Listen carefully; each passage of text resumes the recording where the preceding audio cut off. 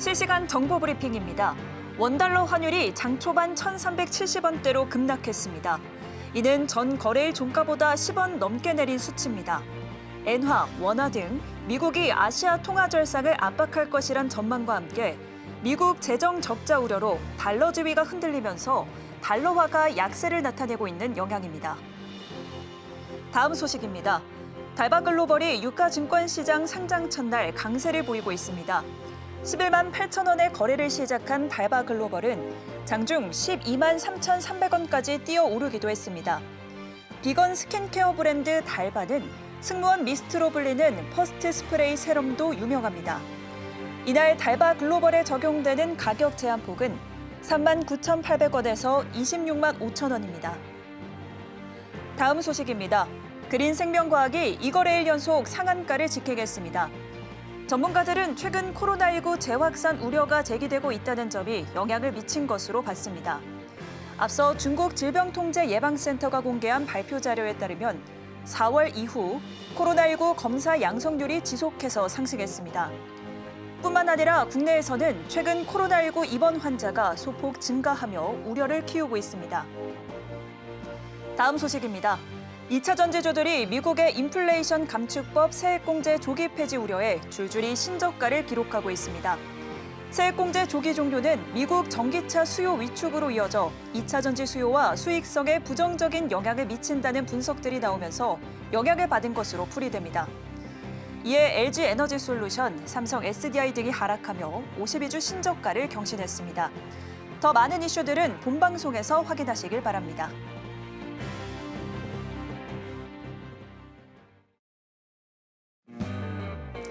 안녕하세요. 오늘도 주식 성공 백서 힘차게 시작해 보겠습니다. 저는 진행을 맡은 김수연이고요. 오늘 우리 시장 양시장은 하락세입니다. 코스피, 코스닥 모두 하락 출발한 후 그 폭을 더 키워가고 있습니다. 섹터는 오늘 여전히 코로나 치료제와 진단키트, 마스크까지 강합니다. 이외에도 강한 섹터, 화장품주 눈에 띕니다. 오늘 내 종목 대비 어떻게 해야 하나 걱정되실 분들 많으실 텐데요. 전문가님과 함께 해법 알아가시면 되겠습니다. 그럼 본격적으로 성공으로 향하는 지름길 주식 성공 백서 시작합니다.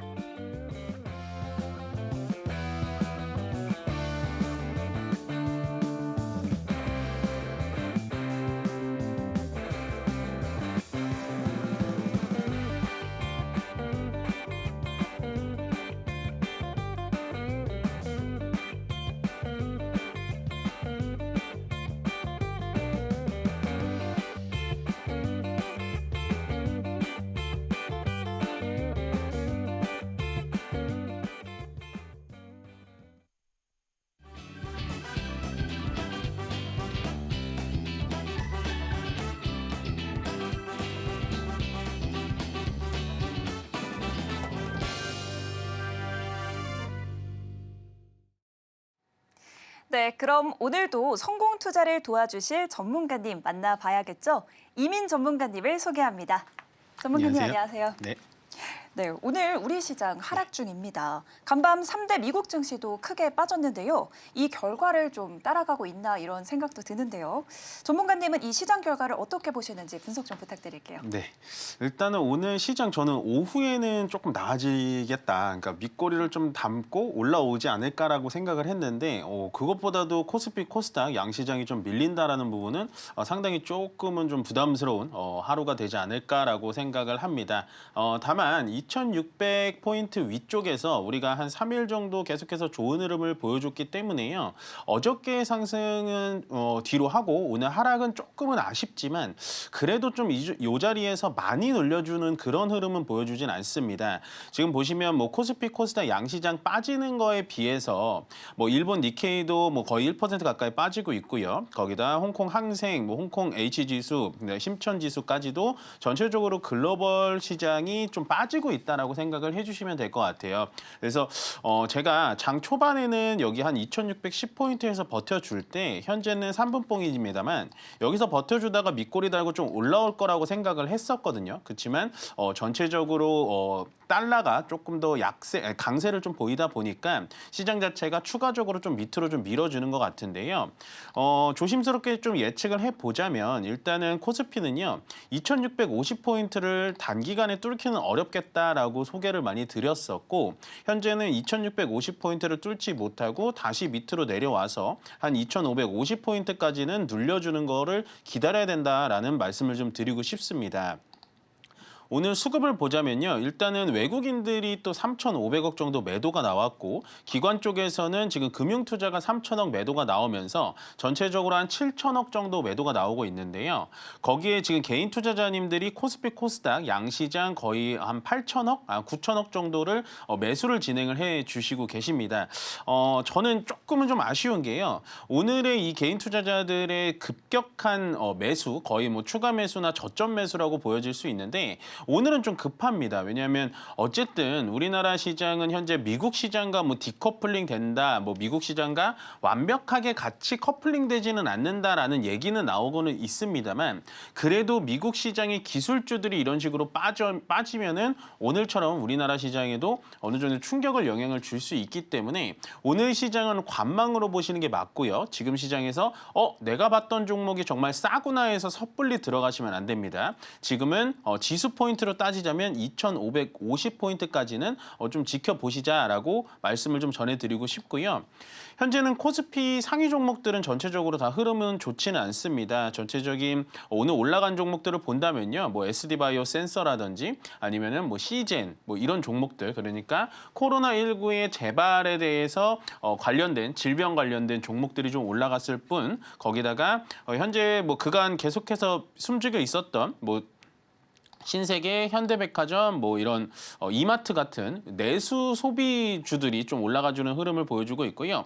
크게 시장을 움직일 만한 테마가 전체적으로 시장을 끌어주지는 못하고 있어요. 그 말이 뭐냐면 시장의 시가총액 비중을 많이 차지하고 있는 반도체라든지 2차 전지, 제약바이오, 자동차들이 크게 움직여주지 못하고 있다라는 게 제가 말씀드리는 이유고 시장 대비해서 조금 빠지는 종목들은 역시나 기술 종목입니다. 계속해서 좋았었던 OCI 홀딩스, 태양광, ISA 법안 뭐 폐지 얘기 나오자마자 좀 떨어지고 있고요. 거기다가 뭐 하나비전이라든지 이런 종목들, 반도체 관련된 기술 종목들도 같이 좀 떨어지는 그런 흐름을 보여주고 있다라고 정리를 해드리고 싶고요.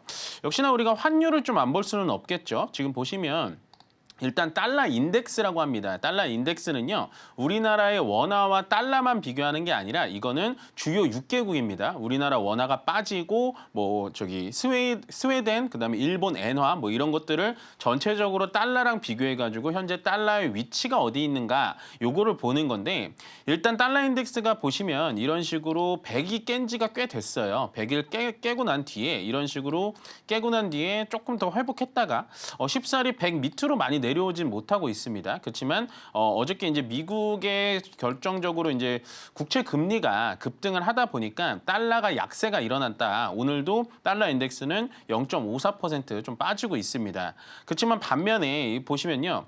우리나라 원화로 좀 넘어갈게요. 우리나라 원화로 좀 넘어가자면 우리나라 원화는 일단은 오늘은 또 상승을 해주고 있습니다. 1,382원으로 보시면 될 것 같은데요. 우리나라 원화 같은 경우는 오늘 또 왜 이렇게 급등을 하는 거냐라고 하신다면 일단은 1,400원 밑에서는 어느 정도 왔다 갔다 할 수 있습니다. 오늘의 미국 국채 금리에 대해서 달러가 어느 정도 상방과 하방을 좀 왔다 갔다 할 수는 있는데요.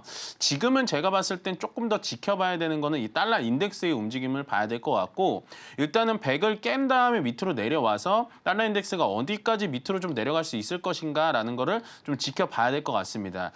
한마디로 말씀을 드리자면요. 시장은 2,550포인트까지는 좀 빠질 수는 있겠습니다만은 보시면은 일단은 원화가 강세되고 달러가 약세되는 흐름이 어떻게 해석을 해봐야 되냐. 일단은 원화가 강세가 되면요. 외국인들이 현물을 들어올 수밖에 없습니다. 그렇기 때문에 시장은 약간은 좀 눌러줄 수는 있겠지만 외국인들의 현물이 들어오면서 전체적인 시장은 위쪽으로 좀 끌어당길 수 있다라는 점을 꼭 생각을 해주셔야 될 것 같고요. 계속해서 말씀드렸지만 시장은 2650포인트를 향해서 위쪽으로 올라갔을 때는 수익 실현을 꼭 하셔야 되는 자리고요. 시장이 좀 눌러주면은 밑에서부터 우리가 여태까지 봐왔던 그런 섹터들, 요즘에는 섹터들이 저점에 있는 섹터들이 올라가진 않습니다. 기존에 강했던 섹터들이 추가적인 움직임으로 인해서 다시 올라가기 때문에요. 저는 한 2550포인트까지는 여러분들 추가 매수나 신규 매수는 좀 기다리셨으면 좋겠어요. 아무리 그래도 우리나라 시장이 따라가는 미국 시장의 위치가 지금 좀 위태위태하기 때문에 전체적으로 오늘은 우리나라 원달러 환율도 어느 정도 좀 올라가고 있고 외국인들의 수급 상태도 오늘은 여타와 다르게는 조금은 매도세가 강하다 보니까 조금은 조심하면서 오늘 시장을 지켜보는 게 가장 현명한 선택이다라고 정리해 드리겠습니다. 네, 하락하고 있는 우리 시장인데요. 이렇게 전문가님과 오늘 시장 명쾌하게 분석해 봤습니다. 이민 전문가님과 함께 하시면 주식 시장에 대한 눈 키워가실 수 있습니다. 그럼 본격적으로 주식 성공백서 제1장 테마의 발견 펼쳐보도록 하겠습니다. 오늘도 우리 시장은 수많은 이슈들이 쏟아지고 있습니다. 그 안에서 내일장에서 바로 공략해 볼 만한 키워드들 골라보겠습니다. 네, 전문가님, 우선 환율 체크부터 하고 시작하겠습니다. 네. 그동안 고점 찍던 환율이 언제 그랬나 싶었을 정도로 오늘 10원 넘게 급락하면서 출발했는데요. 네. 한미 환율 협상에 관한 경계감 때문이라고 생각이 되는데 이 관련해서 어떤 내용 공부해 보면 좋을까요? 이게 계속 뉴스가 나오고 있잖아요. 뭐 며칠 전에도 우리 원화 절상을 요구했다 이런 네. 뉴스가 나오는데 어저께 정확한 뉴스가 좀 나온 것 같아요. 결국에는 한국과 미국이 협상을 계속해서 하고 있고 거기에 따라서 뭐 얼마까지 내려라 이런 얘기는 나오진 않았는데 결론적으로 봤을 땐 일단 미국이 우리나라의 원화를 절상을 하려는 걸 요청을 하고 있다는 건 팩트인 것 같아요. 거기에 따라서 오늘 시장은 좋지는 않지만 원화 강세에 따라서 좋은 테마들이 먼저 움직였다라고 생각을 해주시면 되는데 그것들이 과연 오늘의 상승만 하고 끝날 것인가라고 한다면 뭐 저는 추가적인 상승이 좀 나올 것 같아서 오늘 좀 주제를 좀 뽑아왔고요. 일단은 보자면은 계속해서 뉴스는 나왔지만 팩트를 여러분들께 찝어드리진 않는다라고 말씀을 드렸던 것 같습니다. 미국이 우리나라에 대해서 원달러 절상에 대한 얘기가 오갔다라는 얘기는 제가 많이 말씀을 드렸는데 일단 그런 얘기가 나온다라는 건 어쨌든 어느 정도의 팩트가 좀 있는 얘기다라고 말씀을 많이 드렸던 것 같아요. 보시면 이런 식으로 우리나라와의 협상에서도 환율의 방향성을 얘기하고 있다라는 게 팩트입니다. 결국엔 현재 원달러, 그러니까 원화의 강세를 어디까지 내려라, 어디까지 올려라라는 얘기는 필요가 없어요. 우리가 주식 투자를 할 때는요, 이러한 팩트가 나왔으면 그냥 그 팩트대로 따라서 떨어지는 낙수 효과에 따른 재료들을 모아가는 게 저는 맞다라고 봅니다. 그래서 현재는 뭐 언론에서 뭐 1,300원까지 떨어뜨리기로 했다, 뭐 1,350원까지 떨어뜨리기로 했다, 뭐 이런 얘기가 나오는데 그거는 현재 시장 참여자인 우리들이 할 얘기는 아닙니다. 그러니까 팩트는 방금 말씀드렸다시피 그냥 앞으로는 원화가 강세가 되고 달러가 떨어지겠구나. 거기에 따라서 원화가 강세되는 종목이 어떤 테마들이 올라가겠구나라고 생각을 해주시면 가장 좋은 투자 방법이지 않을까라는 생각을 하고요. 보셨다시피 일단은 정부는 당연히 조심스럽겠죠. 방향성에 대해서만 협의 중이다라고 하고 적정 환율 수준은 제시하지 않았다. 뭐 이렇게 나오면서 일단은 협상을 하고 있다. 보시면 될 것 같고요. 보시면 역시나 고공해온 환율을 내리는 방향으로 협의하자는 뜻으로 풀이가 되고 있기 때문에 여러분들 꼭 요거를 체크를 해주셔야 될 것 같고 보시면 우리가 지금 원달러 환율을 그러니까 원화를 강세를 얘기를 하면서 계속해서 이제 우리가 얘기하는 건 제2의 플라자 합의가 아니냐라는 얘기가 나오는데요. 이 플라자 합의라는 말 아마 여러분들 뉴스에서 잠깐 스쳐서 들으셨을 것 같은데 플라자 합의라는 건 말 그대로 1985년도에 미국이 뭐 영국, 프랑스, 일본, 독일 이렇게 모아가지고 그때 당시에 엔화를 강세시키고 달러를 떨어뜨리자. 지금이랑 상황이 똑같아요. 무역 적자가 심하다 보니까 너네의 환율을 올리고 환율을 절상시키고 달러를 떨어뜨려서 무역 적자를 파괴하자. 이렇게 좀 같이 반응을 보자라고 얘기를 한 건데요. 이게 이제 조심해야 될 게 뭐냐면 제가 이거 갖고 온 게 뭐냐. 1985년도에 요때 이제 플라자 합의가 딱 일어났고요. 요게 이제 엔과 달러의 비교입니다. 그때 당시에 엔화 당시에 1달러가 260엔이었어요. 260엔이었고 플라자 합의가 딱 진행되고 나서 쭈루루루 떨어지다 보니까 120엔까지 떨어졌습니다. 예. 그러면 어떻게 될까요? 가만히 생각을 해보면요. 그러면 원화가 강해지고 달러가 약해졌기 때문에 그냥 무작정 우리나라한테 좋은 거 아니야? 라고 생각하실 수 있는데 현재 우리나라는 수출 비중이 굉장히 높은 기업입니다. 그러면 수출을 할 때 원화가 강세가 되면은 그만큼 수출의 경쟁력이 많이 떨어질 수밖에 없다라는 거예요. 일본도 이때 당시에 엔화가 급격하게 올라가다 보니까 일본 내에 자산이 급격하게 펌핑이 되고 거기에 따라서 거품이 생기다 보니까 1987년 이후부터 잃어버린 10년이 시작했던 시기가 바로 이때부터입니다. 그렇기 때문에 제가 이 장표를 보여드리면서 저희 원화 절상이라는 게 굉장히 좋지 않습니다라는 얘기를 드리려고 갖고 온 건 아니고요. 그때 당시에 일본이라든지 독일이 이러한 경제 침체를 겪었기 때문에 아마도 앞으로 협상을 볼 때는 그때를 반면교사 삼아가지고 그만큼의 이렇게 원화 절상을 막 일어나지는 않을 거예요. 그렇기 때문에 제2의 플라자 합의라서 좀 겁먹는 분들도 많으실 텐데요. 저는 주식시장 입장, 그러니까 주식시장에 들어가는 투자자 입장에서는 충분히 원화 절상이라는 포인트는 우리가 좀 시장에서는 좀 호재로 받아가도 되지 않을까라고 얘기를 좀 드리고 싶기 때문에 오늘 이 그래프를 좀 준비해 봤습니다. 네, 이렇게 달러, 원화, 엔화의 흐름까지 모두 살펴봤는데요. 전문가님, 네. 환율이 하락하면요, 항공주들이 항상 움직였습니다. 그렇죠. 이렇게 관련해서 또 다른 움직임이 있는 종목들 혹시 있을까요? 지금 항공주를 잘 얘기를 해주셨는데 항공주가 가장 수혜를 많이 받아요. 네. 이게 기업들은 부채라는 게 있잖아요. 이게 뭐 은행에 빚을 지든 다른 회사에 빚을 지든 그런 게 있는데 네. 항공주들의 특징은 그 부채가 원화가 아니고 달러 기준이에요. 왜냐하면 국제 간의 비행기가 왔다 갔다 하는 거기 때문에 워낙 이 해외 업체들이랑 거래가 많아서 달러라는 그 기축통화 기준으로 하거든요. 네. 그러면 지금 대한항공의 경우, 그러니까 요즘 한진칼이 좀 핫하긴 합니다만 대한항공의 경우에는 현재 부채가 한 4조 6천억 원인데 요새 달러가 거의 50원 가까이 떨어졌잖아요. 네. 달러가 10원 떨어지면 이 부채가 300억이 줄어들어요.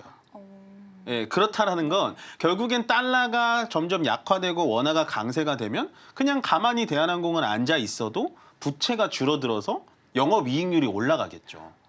그래서 항공주를 얘기를 잘해주신 게 유류비도 마찬가지로 우리나라에서 지금 기름이 나지 않으니까 무조건 달러로 계산을 해야 되기 때문에 원화가 계속해서 강세가 된다면 저는 항공주 같은 종목들도 괜찮아 보인다라는 말씀을 좀 드리고 싶고 거기다 원화가 계속해서 이렇게 강세가 되면 또 좋은 점이 뭐냐면요.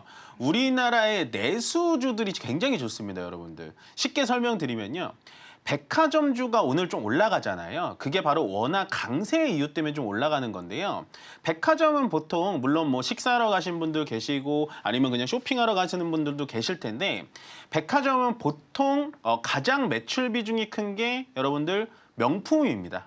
네, 명품인데요. 우리나라가 그 명품에 대한 아이템을 외국에서 수입을 해야 되잖아요. 근데 원화가 강세입니다. 그러면 평소보다 우리가 뭐 가방이라든지 뭐 아니면 신발 이런 것들을 더 싸게 수입을 할 수 있겠죠. 그러면 소비자들한테 조금 더 할인된 가격으로 줄 수가 있겠죠. 그렇게 되면 결국에는 내수 소비재 시장이 점점 성장을 해갈 수 있다라고 말씀을 드리고 싶고 내수 소비재가 오늘 뭐 백화점을 필두로 뭐 이마트라든지 롯데쇼핑 이런 일반 대형 마트까지 또 옮겨 붙게 됐는데요.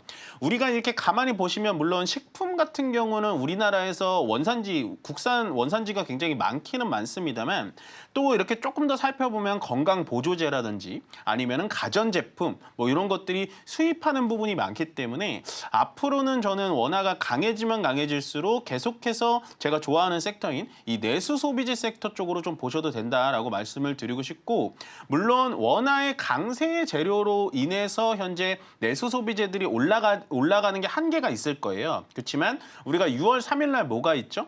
결국에는 현재 무정부 상태에서 누가 됐던 대통령이 선출이 된다면 지금 내수 시장이 굉장히 많이 쪼그라들어 있어요. 여러분들 보셨다시피 뭐 코로나 때보다도 자영업자들이 훨씬 더 폐업률이 많다. 뭐 이런 얘기가 나오고 있는데 그렇게 된다면 현재 내수 증진에 의해서 12조 정도의 예산을 책정하고 있는데요. 만약에 대통령이 선출돼가지고 나온다면 저는 이게 한 20조까지는 늘어날 거라고 보여집니다. 그러면 내수 증진에 대해서 예산안을 책정하고 더 증축을 시킨다면 앞으로 저는 이 유통주라든지 백화점주 뭐 이런 종목에 대해서는 충분히 집중을 해봐도 될 만한 포인트다라고 정리해드리겠습니다.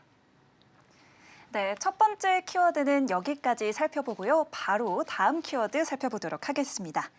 네, 전문가님, 이번 키워드는 배터리입니다. 네. 어제죠, 전 세계가 홍콩 증시에 이목이 집중이 됐었는데요. 바로 CATL이 화려하게 데뷔를 했습니다.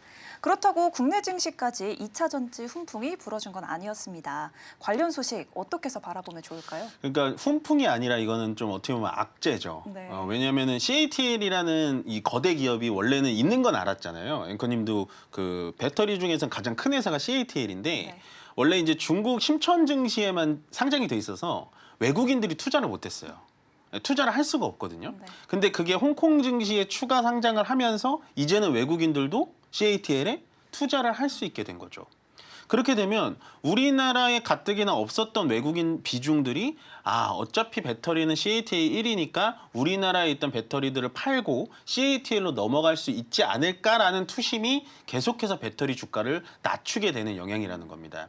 실질적으로 뭐 미국의 ISA 법안이 세제 혜택이 폐지가 되면서 배터리 종목들이 좀 조정을 받는 거는 맞았는데요. 제가 이렇게 조금 더 분석을 해보고 확인을 해보니까 아마도 이 세계 1위 배터리 기업인 CATL이라는 회사가 홍콩 증시에 상장이 되면서 우리나라 배터리 사에도 상당히 좀 부담이 작용하지 않았을까라는 생각이 들고요. 저는 배터리 쪽에 대해서는 그래서 조금은 좀 심각한 말씀을 많이 드리고 싶습니다. 물론 제가 중국 쪽의 기술이 더 좋다라고 말씀을 드리면 거기에 대해서 좀 못 받아들이시는 분들도 굉장히 많겠지만 지금 보시면요. 일단은 이 CATL이라는 회사 자체가 좀 엄청난 것 같아요. IPO 상장만 통해 가지고요. 6조 4천억을 조달을 했습니다. 예, 이거는 현재 세계 기준입니다. 우리나라 기준도 아니고요. 홍콩 기준도 아니라 세계 증시 기준에서 올해 가장 많은 금액을 조달을 했어요. 그만큼 CATL이 언제 상장되나 기다렸던 투자자들이 굉장히 많았고 지금 시가총액은 한 22조로 되어 있고요. 더 재밌는 건 뭐냐? 일단 IPO 상장을 하면 모든 세계적인 투자자들한테 투자를 받아가면서 상장을 시키는 건데 이 CATL이 참 특이점이 뭐냐? 미국에 대해서는 자산을 투자를 받지를 않았습니다. 미국의 투자 자체를 거부를 했어요. 그럼에도 불구하고 6조 4천억이라는 그냥 금액을 조달을 했고요. 더 조금 무서운 게 뭐냐면 CATL 잘한다라는 얘기는 많이 했지만 지금 보여드리는 이 장표가 상당히 좀 부담스러운 장표다라고 보시면 될 것 같아요. 현재 전 세계 배터리의 점유율을 제가 좀 만들어 온 건데 이렇게 따온 건데 CATL이 현재 전 세계의 37.9%의 점유율을 가지고 있습니다. 2위가 어디냐? 비아디 다들 아시죠? 중국 업체입니다. 17%. 거기다가 그 다음 3위가 다행히도 LG에너지솔루션인데 10%고요. CALB라는 회사 중국 회사입니다. 여러분들 잘 모르시겠지만 중국 회사고 그다음에 SK온 4.4%, 파나소닉 일본 업체, 삼성 SDI 3.3%예요. 밑에 요거 두 개 업체도 다 중국 업체입니다, 여러분들. 그러면 제가 여기서 말씀드리고 싶은 건 뭐냐면 LG에너지솔루션, 그다음에 SK온, 그다음에 삼성 SDI를 다 합쳐도 지금 한 18% 정도밖에 나오진 않거든요. 예, 우리나라 배터리 3사를 다 합쳐도 18%입니다. 그러면 비아디를 겨우 이기는 점유율 수치고요. CATL한테는 정말 뭐 못 미치는 그런 수치라고 보여줄 수 있는데 당장 이 장표만 본다면 상당히 좀 우리나라 정말 배터리 큰일 났네라고 생각할 수는 있는데요. 물론 그런 건 있습니다. CATL과 비아디가 전체적인 배터리 시장에서 50%의 비중을 넘게 가져가는 이유는 제가 봤을 때는 중국의 내수 시장에 대한 비중이 굉장히 크기 때문이에요. 중국인들이 일단은 인구만 해도 10억 명이 넘다 보니까 거기다가 중국은 약간은 이제 뭐 이렇게 공상단 체제다 보니까 전기차로 아예 전환을 하자. 우리 전체적으로 전기차로 바꾸자 막 이렇게 나오면 CATL과 비아디의 배터리를 쓸 수밖에 없는 영역인데요. 저도 맨 처음에 CATL과 비아디의 배터리가 이 정도로 비중이 넓어져 갈 때는 에이 그래도 중국 내에서만 그렇게 강한 건데 뭐 얼마나 강하겠어 라고 했는데 그 다음 장표가 바로 이거거든요. 현재 CATL의 매출 비중입니다. 보시면 중국 쪽에 대해서는 70%고요. 이게 해외라고 되어 있지만 거의 유럽입니다, 여러분들. 유럽 쪽에 대해서는 30%나 늘려놓은 거예요. 요게 2021년도, 2022년도 우리나라가 전 세계 배터리의 점유율이 1위를 차지할 때는 중국의 배터리가 유럽 쪽에 12% 정도? 17%군요. 17% 정도밖에는 활약을 못하고 있었는데 요게 2024년도 오니까 거의 2배가량 뛴 거거든요. 그만큼 중국의 내수 시장을 뛰어넘어가지고 이제는 세계적인 시장으로 발을 뻗쳐 나가고 있다라고 생각을 해주시면 될 것 같아요.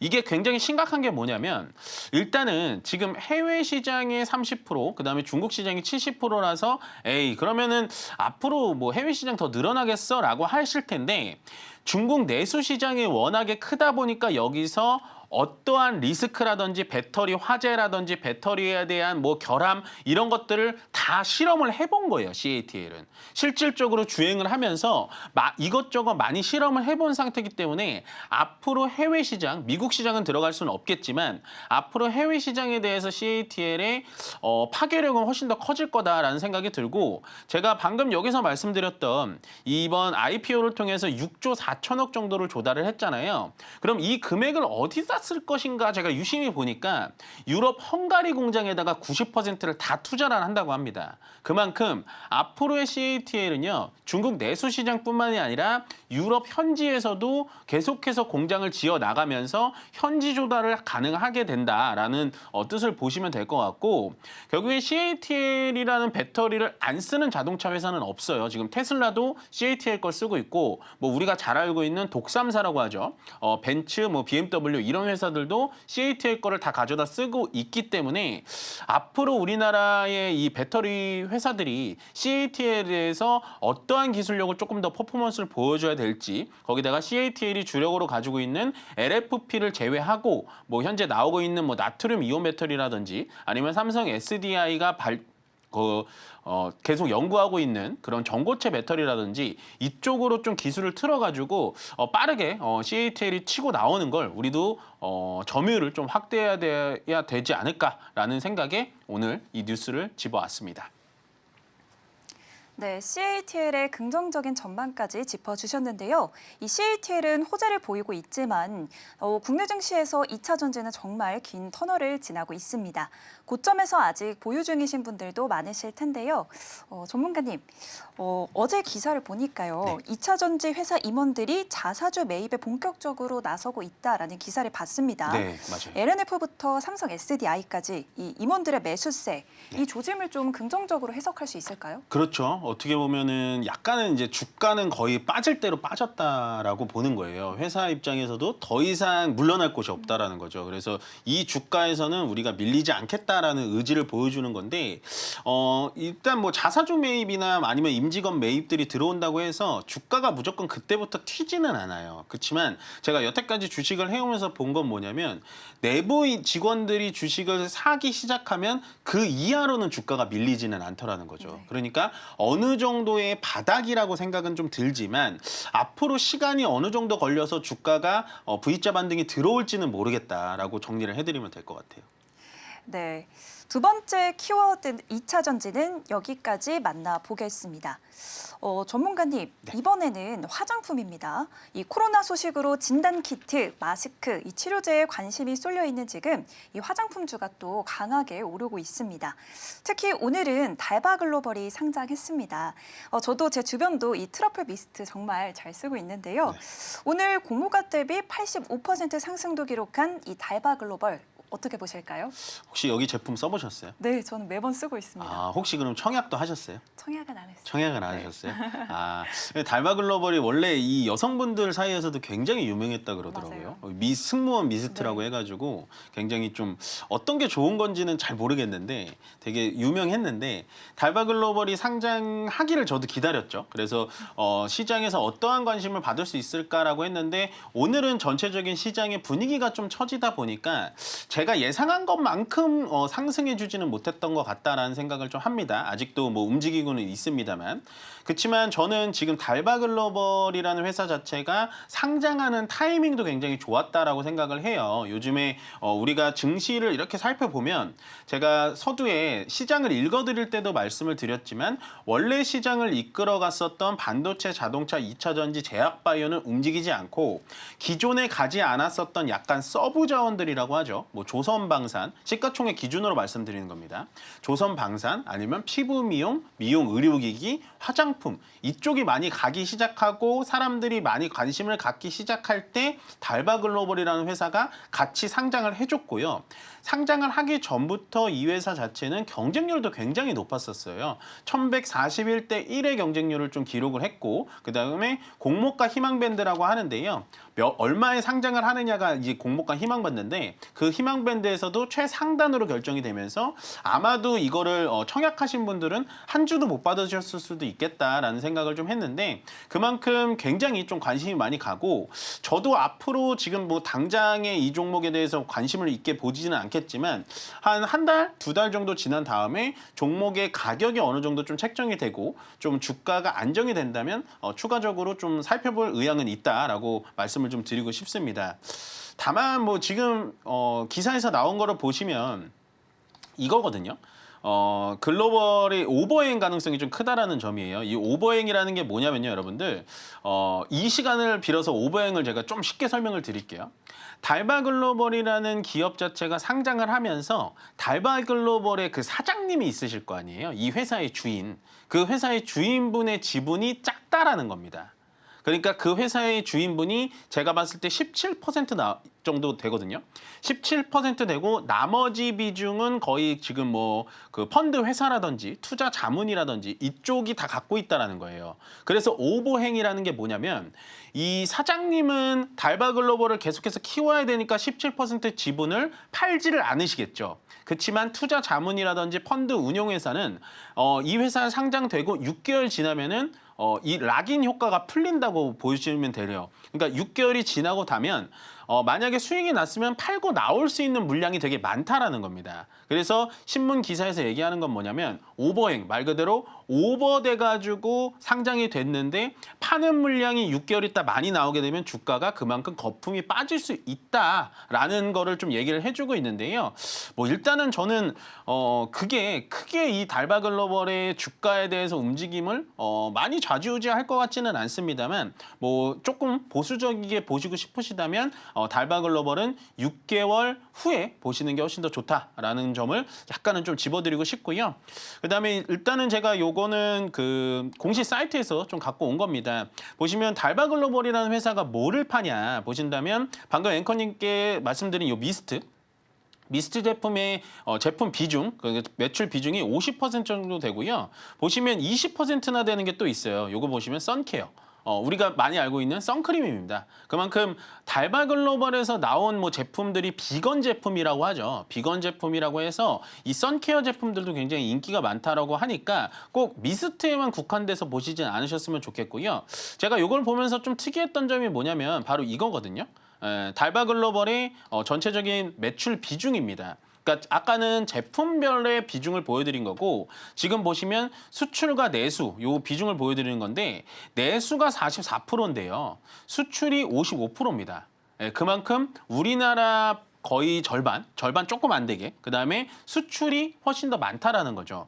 제가 봤을 땐 달바 글로벌의 가장 강점은 이거라고 보여져요. 가뜩이나 지금 K뷰티, K화장품에 대해서 외국에서도 우리나라 들어와서 올리브영에서 정말 많은 소비를 하고 거기다가 외국의 뭐 월마트라든지 이런 쪽에 대해서 선케어 제품이 동날 정도로 안 팔 수 있는 게 없다라고 하는데 그만큼 수출액이 점점 많아지면 많아질수록 저는 달바 글로벌이라는 회사 자체가 굉장히 시장에 좀 성장 가능성이 있겠구나라는 생각을 들기 때문에 앞으로도 우리가 달바 글로벌에 대해서는 조금은 집중해 볼 이유가 있다라고 정리해 드리겠습니다.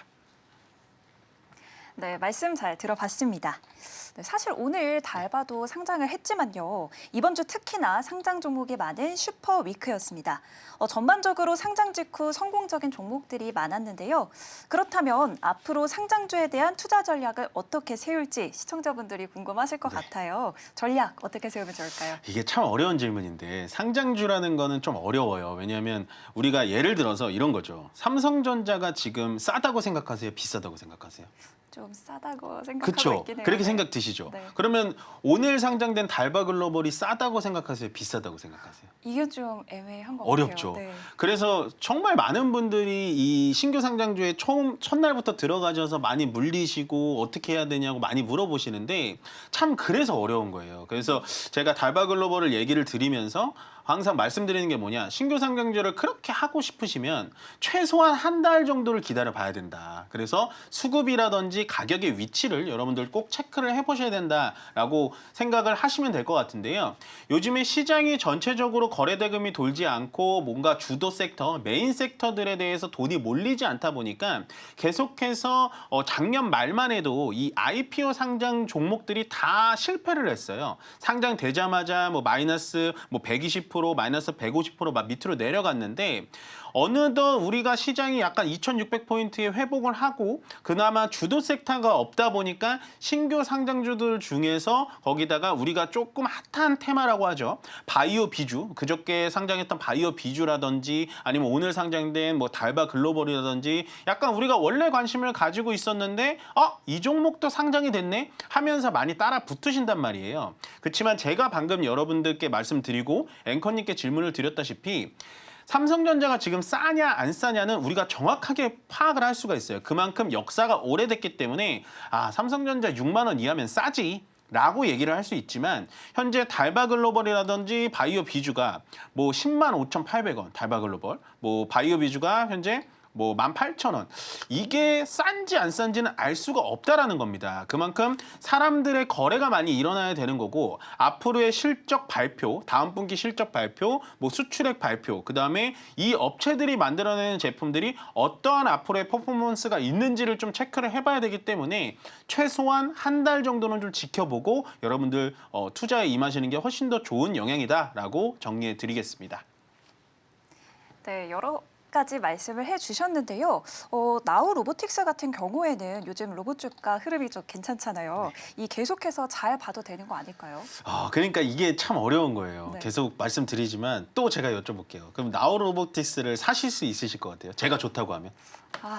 이거는 조금 쉽지 않은 판단일 것 같은데요. 그렇죠. 네. 그러니까 저도 이 종목을 사라고 하고 싶진 않아요. 그러니까 로봇주들이 좋으니까 나우 로보틱스가 들어왔네? 네. 거기다가 신규 상장주니까 거래가 많이 몰리네? 이러니까 주가가 올라가는 거거든요. 네. 근데 실질적으로 나우 로보틱스라는 회사를 살펴보면 로봇 중에서 어떤 로봇을 만드는지도 모르시는 분들이 정말 많아요. 그래서 정말 얘기를 오늘 정말 잘해주신 것 같아요. 이거 왜냐면 신규 상장주에 물리신 분들이 많아서 제가 항상 좀 걱정이 많이 되는데 종목은 신규 상장은 이게 뭐라 그래야 되나 투자가 아니라 여러분들 투기라고 보시면 돼요. 그러니까 좀 이런 표현이 너무 이렇게 싸 보이고 저급해 보일 수는 있지만 어떻게 보면 신규 상장주를 지금 이게 한 달이 지나지 않은 상태에서 들어간다라는 건 동전을 던져가지고 앞면이 나오는지 뒷면이 나오는지 그 확률과 똑같다라는 겁니다. 사가지고 주가가 올라가면 매도를 해야 되는 거고요. 사가지고 주가가 내려가면은 또 손절을 해야 되는 거라는 거죠. 그만큼 지금 현재 상태에서는 단기적인 관점에서 단기적인 투자 매매를 하시는 게 맞다라고 보시면 된다라고 봅니다. 그렇기 때문에 아마도 지금 이 방송을 시청하시는 여러분들을 제가 무시하는 게 아니라 여러분들은 이 장표를 보면서 분봉을 보면서 호가창을 보면서 단기적인 관점에서 매매를 많이 해보신 분들이 아니기 때문에 저는 신규 상장주를 사시는 거에 대해서는 사실 수 있다라고 보지만 늘 말씀드린 신규 상장주는 한 달 정도는 지켜보시고요. 거기다가 내가 생각한 대로 주가가 반등이 오지 않는다라고 하면 꼭 손절이라는 짝꿍을 같이 가져가셔야 된다라고 정리해 드리겠습니다. 네, 세 번째 키워드는 여기까지 만나보고요. 바로 다음 키워드 넘어가 보도록 하겠습니다. 전문가님, 네. 마지막 키워드입니다. 밤에 잠자고 일어나니까 그동안 상승 중이던 미국 증시, 어제 오늘은 좀 부진한 모습 보이고 있습니다. 네. 특히 오늘의 급락은 20년물 국채 금리 때문이라고 하던데요. 관련해서 어떤 소식일까요? 그러니까 이게 이제 제일 중요한 뉴스인 것 같아요. 왜냐하면 미국의 국채 금리, 국채가 떨어졌다, 국채 금리가 올랐다, 좀 헷갈리잖아요. 네. 미국 국채라는 거는 제가 쉽게 설명을 드리면 미국 국채는 그냥 미국 달러라고 보시면 돼요. 그러니까 정확하게는 같진 않지만 미국 달러가 인기가 없어지면 가격이 올라갈까요, 내려갈까요? 내려가겠죠. 내려가죠. 네. 근데 가격이 내려갔는데도 사람들한테 팔아야 되면 어떻게 될까요? 이자 더 줄 테니까 더 사가 이러겠죠. 그게 바로 지금 국채 금리와 국채 가격의 반비례 현상이거든요. 국채가 점점 인기가 없어져서 가격이 내려가다 보니까 그러면 우리 국채 사가면 3% 주던가 5% 줄게. 라는 겁니다. 네. 그래서 국채 금리가 올라가면 올라갈수록 시장에는 좋은 걸까요? 나쁜 걸까요? 좋은 거 아닐까요? 나쁜 거죠. 국채값이 내려가니까 미국의 안전자산이라고 불리는 게 점점 지위를 잃어간다라고 보시면 됩니다. 그래서 오늘 아침에 나온 뉴스라서 제가 좀 따끈따끈하게 준비를 좀 해봤는데요. 일단은 크게 오늘 20년물 국채가 부진했다라는 건 큰 뉴스는 아니에요. 원래는 보시면 미국의 국채라고 본다면은 10년물, 뭐 1년물, 2년물, 3년물 다 있지만 가장 중요하게 지켜봐야 되는 건 10년물과 30년물입니다. 그래서 사실은 20년물은 그렇게 국채 양이 많지도 않고 전체적인 금액도 크지 않기 때문에 뭐 전체적으로 시장에 충격 여파를 주진 않았어요. 그러니까 이 경매 부진이 충격을 줬지만 이게 시장에 충격을 준 건 아니고 20년물 자체도 이런 식으로 경매가 되지 않고 이렇게 금리가 많이 올랐구나. 금리가 5.047%거든요. 원래 기존에는 얘가 한 4.613이었어요. 그러니까 단기간에 0.4%나 국채 금리가 확 튀어버린 거죠. 그만큼 현재는 어떤 느낌이냐. 전체적으로 국채 시장이 됐던 투자 자금 시장에서 미국에 대한 너네에 대한 국채 그리고 달러에 대해서 좀 믿기 쉽지 않다. 계속해서 금리가 바뀌고 정책이 바뀌고 거기다가 관세 얘기했다가 또 이제는 감세 얘기했다가 이러다 보니까 전체적인 글로벌 투자자들이 현재 미국의 자산에 대해서 좀 자신감이 없다라고 보시면 될 것 같고 뭐 여러분들 좀 들으셔봤겠지만 국채 채권 자경단이라는 또 그룹들이 있습니다. 아마도 제가 봤을 때 20년물 국채에 대해서는 채권 자경단이라고 하죠. 채권 자경단들이 전혀 참여를 안 한 것 같아요. 그래서 국채를 떨어뜨리고 금리를 올려놓은 거라고 보시면 될 것 같은데요. 일단은 제가 준비해온 게 뭐냐면 이거거든요. 방금 20년물 국채 금리는 별로 상관이 없다라고 말씀을 드리는데 일단 제일 중요한 건 이 10년물 국채 금리입니다. 여기 보시면요. 4.5가 넘어갔거든요. 예, 이게 매크로 지표라고 하는데요. 10년물 국채 금리가 4.5를 넘어가면 전체적으로 달러의 위상과 지위가 떨어질 수밖에 없어요. 예, 방금 얘기 드렸다시피 국채라는 게 떨어져서 금리가 올라가는 거거든요. 그럼 금리가 올라가면 국채가 떨어지는 거기 때문에 원래 안전자산이었던 달러가 이렇게 지위를 잃어가나 하면서 점점 위기설이 나돌 수밖에 없는 겁니다. 그래서 앞으로 현재 지금 10년물하고 3년물 국채금리의 경매가 진행이 될 건데 이 국채금리가 어떻게 움직이는지 좀 지켜봐야 될 것 같고요. 이렇게 국채금리가 올라가다 보니까 오늘 우리나라 시장이 당연히 충격을 받을 수밖에 없었다라고 생각을 하시면 될 것 같고 그다음에 월요일 날 주말이죠. 주말에 무디스가 이제 경고를 했죠. 미국의 재정 적자가 너무 심하다. 그러니까 미국이 현재 재정 적자 때문에 내고 있는 이자 금액만 해도 우리나라의 GDP를 훨씬 넘어섭니다. 그런 거를 무디스가 얘기를 하면서 신용등급을 하향을 시켰는데 가뜩이나 지금 트럼프 정부는 뭘 하고 있냐. 재정 적자가 심한데도 불구하고 감세 정책을 내놓고 있다는 거예요. 세금을 더 걷어가지고 재정을 메꿔야 되는데 감세 정책을 또 하고 있으니까 20년물 국채금리가 이렇게 미친 듯이 날뛰고 있다라는 점을 꼭 체크를 해주셔야 됩니다. 그래서 현재는 우리나라 시장 제가 조금 하향으로 2,550포인트까지 내려갈 수 있다라고 한 근본은 바로 이 미국 국채금리가 계속해서 4.5를 넘어가고 있다라는 게 아무래도 워닝 사인인 것 같아서 말씀을 드리는 거고요. 계속해서 달러가 이런 식으로 약세가 되고 국채 금리가 올라가게 되면 결국에는 우리나라 시장에 좀 좋은 영향을 줄 수는 없습니다. 물론 이 부분에 대해서 현재 재무장관인 스콘 베세트라든지 이런 부분이 나와서 어느 정도 좀 조절을 해줄 겁니다. 그렇기 때문에 조금은 기다려 보셔야 되고요. 현재는 미국의 이제 국채 금리 때문에 우리나라 시장도 어느 정도 영향이 올 수 있으니까 지금은 좀 우리나라 시장도 약간은 보수적이게 보자라고 정리해 드리겠습니다. 네, 자세하게 말씀해 주셨는데요. 네. 이렇게 미증시가 하락하면 국내 증시에서도 트럼프 관세 전쟁에 발 맞춰서 전략을 세우는 기업들에게 타격이 있지 않나 이런 생각이 듭니다. 오늘 시총 상위 종목들만 봐도 삼성전자, 하이닉스, LG 엔솔 등 굵직한 종목들이 모두 크게 빠졌던데요. 어떻게 대처하면 좋을까요? 그러니까 일단은 지금은 좀 보수적이게 보는 게 맞는 것 같아요. 그러니까 삼성전자 말씀해 주신 하이닉스, 어쨌든 기술 종목이잖아요. 엔비디아라든지 아마존 같은 종목들이 가지를 못하면 우리나라 반도체 하드웨어 종목들은 밑으로 떨어질 수밖에 없기 때문에 오늘같이 좀 조정을 받아줄 수밖에 없다라고 말씀을 좀 드리는 것 같고요. 제가 말씀드렸다시피 미국의 현재 그 백악관에서도 지금 국채 금리가 이렇게 위쪽으로 날뛰는 거를 그냥 가만히 지켜보지는 않을 겁니다. 왜냐하면 현재 트럼프 정부는 증시에 대해서 올라가니 내려가니 우리는 신경 쓰지 않는다라고 얘기는 하지만 트럼프 정부에서 가장 신경 쓰고 있는 건 바로 이 국채 가격이에요. 근데 제가 말씀드렸죠. 금리가 올라가니까 국채 가격이 떨어졌다고. 그럼 국채 가격이 떨어지면 앞으로 발행할 국채를 더 발행을 해야 되기 때문에 제가 봤을 때는 분명히 이쪽에 대해서 국채 가격에 대해서 오늘 늦어도 오늘 새벽에는 미국에서 어느 정도 좀 완충되는 그런 정책이 좀 나올 수 있지 않을까라는 생각을 하기 때문에 조금은 좀 지켜봐야 된다라는 의견 전달해 드리겠습니다. 네, 이렇게 오늘 모든 키워드 만나봤는데요. 전문가님, 그럼 네. 오늘 오후장 전략 어떻게 세우면 좋을까요? 일단 오후장은 지금 조금 약간은 좀 강해지고 있거든요. 제가 좀 눈여겨보고 있었는데 네.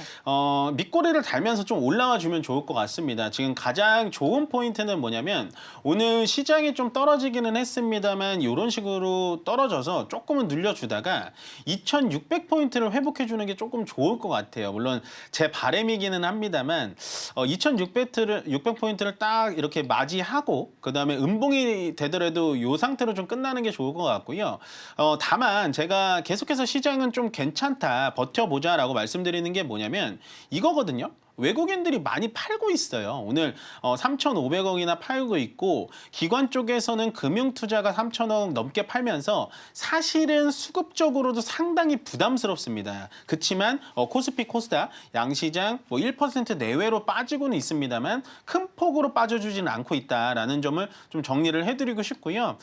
당연히 오늘 이렇게 보시면 전체적으로 시가총액 상위 종목들은 다 빠질 수밖에 없어요. 중간중간 올라가는 종목들은 있지만 큰 의미는 없다라고 말씀을 좀 드리고 싶고 테마적으로 봤을 때도 오늘은 코로나 질병 관련된 종목들만 좀 올라갔을 뿐 전체적으로 종목들은 다 조정을 받을 수밖에 없다. 옛말에 그런 말이 있잖아요. 지수를 이기는 종목은 없습니다. 그렇기 때문에 오늘 하루 정도는 약간은 시장에서 좀 한 발자국 좀 떨어지셔가지고 지켜보시는 게 좋다라고 보여지면 될 것 같고요. 아직 시장 끝나기에는 조금 남았습니다만은 제가 다시 한번 말씀드리지만 코스피 기준에서는 오늘 2600포인트를 다시 한번 좀 꿰차고 마무리 지어주는 게 가장 좋아 보이는 포지션이다라고 정리해 드리겠습니다. 네, 저희가 이렇게 이슈 얘기를 하니까 2차전 네. 지수가 살짝씩 움직이고 있는 아, 것 그래요? 같아요. 네. 삼성 SDI, SK 이노베이션도 점점 오르고 있는 것 같은데요. 네. 관련해서 전망도 어떻게 보실까요? 일단은 저는 SK 이노베이션보다는 삼성 SDI가 더 좋아 보여요. 예, 아무래도 제가 말씀드렸던 전고체 배터리 쪽도 있고 거기다가 일단은 지금 SDI가 가장 제가 봤을 땐 빠르게 퍼포먼스가 날 수 있는 건 로봇 쪽이에요. 그러니까 배터리가 무조건 전기차 쪽으로 생각한다기보다는 이제는 로봇 쪽에도 배터리가 필요하잖아요. 네. 현재 테슬라에서 나오는 휴머노이드 로봇 같은 경우는 여러분들 일을 시키면 2시간도 채 지금은 못 한다 그래요. 왜냐하면 무거운 거를 들거나 아니면 어떠한 힘든 작업을 할 때 배터리 소모가 훨씬 더 많거든요. 그렇기 때문에 뭐 솔직히 휴머노이드 로봇이 한 대당 가격이 굉장히 비쌀 텐데 1시간에서 2시간 정도 일하려면은 로봇을 쓰느니 차라리 인건비를 쓰는 게 낫다라고 얘기를 하거든요. 그만큼 제가 봤을 때는 로봇은 현재 소프트웨어적인 부분에서는 조금 더 기술이 필요하지만 하드웨어적인 부분에서는 거의 기술이 끝났다라고 보여집니다. 거기에 정점은 제가 봤을 때 오래가는 배터리라고 보여지는데 거기에 따라서 삼성 SDI가 현재 하고 있는 건 현대차의 보스턴 다이너믹스라고 하고 있는 로봇 업체랑 그 같이 협업을 맺어가지고 지금 거기에 따른 배터리를 연구를 계속하고 있기 때문에요. 저는 뭐 방금 얘기해 주셨던 SK 이노베이션도 나쁘지는 않겠습니다만 가장 먼저 퍼포먼스를 보여줄 수 있는 건 역시나 삼성 SDI라고 보여지고 그렇지만 뭐 삼성 SDI가 가장 좋다라고 말씀드렸다기보다는 2차 전지 종목 중에서는 대장주가 어딜까요? LG 에너지 솔루션이죠. 역시나 대장주격인 LG 에너지 솔루션이 어느 정도 시장 대비해서 좀 강한 모습을 보여주면 그때 다음에 뭐 후발 대장주로 뭐 삼성 SDI라든지 SK 이노베이션이 같이 움직여줄 수 있지 않을까라고 생각을 합니다. 거기다가 뭐 역시나 자사주 매입이라든지 임원들 그 내부자 매수들이 좀 들어오기 때문에 더 이상의 주가 추가 하락은 좀 아마도 이 기업을 운영하시는 분들께서도 더 이상의 추가 하락은 좀 막지 않을까라고 조심스럽게 예측해 보겠습니다. 네, 오늘 이민 전문가님과 함께 공부를 해봤습니다. 시장의 핵심 키워드들만 또 골라오셨는데요. 그만큼 혼자 하시지 마시고 전문가님과 매일 함께 공부해보시면 좋겠습니다. 참고로 본 방송에서 제공하는 정보는 투자 판단에 대한 조언일 뿐 해당 주식의 가치와 수익률을 보장하지는 않습니다. 그럼 저희는 내일 오후 1시에 돌아오도록 하겠습니다. 시청해주신 여러분 고맙습니다.